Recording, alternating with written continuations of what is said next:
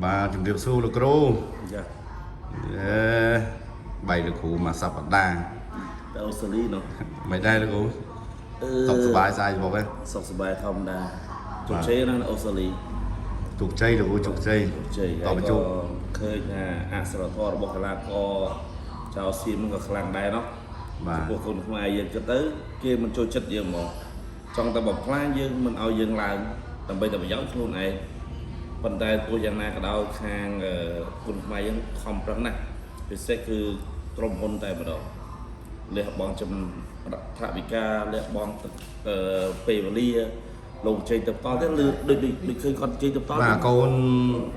ញ៉ាំលៀងមេងបាទណាឃើញគាត់ចេញទៅតទៀតមិនធម្មតាមែនដើម្បីឲ្យគុណខ្មែរផ្សព្វផ្សាយទៅលើឆាកអន្តរជាតិទៅលើទឹកចិត្តកីឡាករបាទទៅលើចិត្តកីឡាករឥឡូវនេះជំនួបមួយទៀតកីឡាករហ្នឹងគាត់ជាកីឡាករដែលល្បីមួយរូបនៅប្រទេស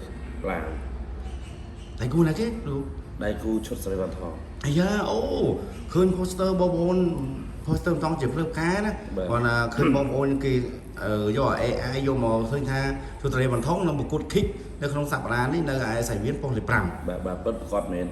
គឺគាត់ត្រូវប្រកួតជាមួយជាមួយនឹងលំដាប់លេខ1ប្រទេសឡាវតែម្ដងអូលោកស្គាល់កីឡាករឡាវហ្នឹងបាទស្គាល់ច្បាស់ហើយកីឡាករនេះក៏ខ្ញុំអ្នកមើលថែមកដែរពេលគាត់ជើញមកខ្ញុំជាអ្នកមើលថែទៀតប៉ុន្តែកីឡាករល្អគ្រប់គ្រឿងគ្នាម៉ាត់អត់ធូននេះគ្នាអញ្ចឹងប៉ះជាមួយនឹងឈុតស្វែងថងហើយជាមិនចប់ទឹកក៏មានភាគរយចប់ទឹកក៏មានភាគរយដែរអូឈ្មោះនងអូសបពឡានោះបងប្អូនលេខ1ប្រចាំប្រទេសអញ្ចឹងណាឥឡូវនេះកម្ពុជាយើងជាមួយនឹងឡាវកំពុងតែសហប្រតិបត្តិការដល់យ៉ាងស្អិតរមួតបាទផ្នែកកីឡាផ្នែកផ្សេងទៀតបាទជាមួយនៅរដ្ឋាភិបាលយើងឥឡូវយើងដូចហាក់បីដូចជាបងប្អូនឥឡូវអញ្ចឹងកីឡាករឡាវរូបនេះគាត់នឹងមកអង្រួនសង្វៀនប៉ុស្តិ៍លេខ5 kickboxing ខ្ញុំធានាថាគូនេះភាគរយអត់ចាប់ទឹកច្រើនល្អដូចគ្នាកីឡាករម៉ាត់ដូចគ្នាកីឡាករឡាវនេះអត់ថយទេណាប្រាប់មុនហើយអញ្ចឹងឈុតស្វែងថងអាចគ្រោះថ្នាក់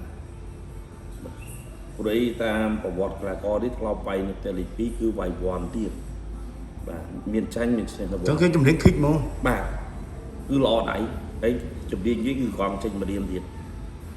អញ្ចឹងជួបគ្នានៅប្រភេទគីឡូ60នេះអង្រួនសង្វៀននេះមិនធម្មតាទេចុះឥឡូវលោកមានឯ5ផ្កាទៅវ៉ាន់ថងទេចឹងវ៉ាន់ថងហាត់មុខអីធ្វើមុខអីរឹងបាទព្យាយាមមុខនឹងឲ្យរឹងប្រយ័ត្នស្លាប់បាទវ៉ាន់ថងនឹងមានបញ្ហាធ្លាប់ជួបតែរបស់អាយណាលើកនេះជួបរបស់ពិតមែនទេណែលេខ1ប្រចាំប្រទេសអាយប្រភេទគីឡូ60បងប្អូនតោះកម្មអូនទស្សនាអស់គ្នានៅក្នុងកម្មវិធីបាទ kickboxing នៅថ្ងៃសុក្របាទយើងធ្វើការប្រកួតរាល់ថ្ងៃសុក្រតែម្ដងហើយចាំមើលកីឡាករបាទឈុតស្រីវ៉ាន់ថងអាចយកឈ្នះកីឡាករឡាវនេះបានអត់បើតាមការបញ្ជាក់បាទពីបាទលោកគ្រូមិញនេះគឺដូចជាមិនសូវស្រួលប៉ុន្មានទេបាទតឹងគូនេះតឹងអូតឹងតោះឥឡូវបងប្អូនចង់ដឹងថាតឹងបែបណាចប់ទឹកឬមិនចប់ទឹកយើងតាមដាននៅ